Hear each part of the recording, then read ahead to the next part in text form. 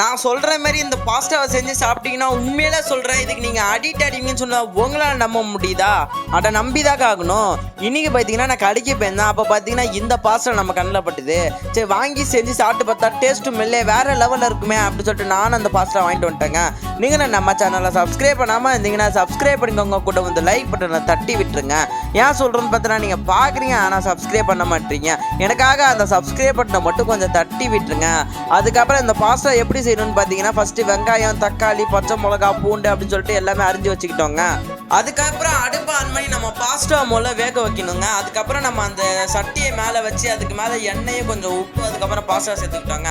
ஏன் எண்ணெய் சேர்க்குறோன்னு பார்த்தீங்கன்னா அப்போ தான் நமக்கு அந்த பாஸ்டா வந்து ஒட்டாமல் வரும். அதுக்கப்புறம் ஒரு 5 நிமிஷம் கழிச்சு அந்த பாஸ்டா ஒரு அருமையாக வெந்து வந்துருச்சு.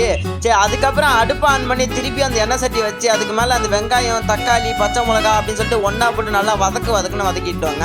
அதுக்கப்புறம் அதுக்கு மேலே கல் உப்பு சேர்த்துக்கிட்டோங்க. ஏன் கல் உப்பு சேர்க்குறோன்னு பார்த்தீங்கன்னா அப்போ தான் நமக்கு தக்காளி சீக்கிரம் கரையும். அதுக்கப்புறம் என்னென்ன சேர்த்துக்கிட்டோன்னு பார்த்தீங்கன்னா பாஸ்டா மசாலா, கரம் மசாலா, சிக்கன் 65 மசாலா, சிக்கன் மசாலா, பிரியாணி மசாலா அப்படின்னு சொல்லிட்டு ஏகப்பட்ட மசாலா அதுக்குள்ளே போட்டு நல்லா வதக்குன்னு வதக்கிக்கிட்டோங்க.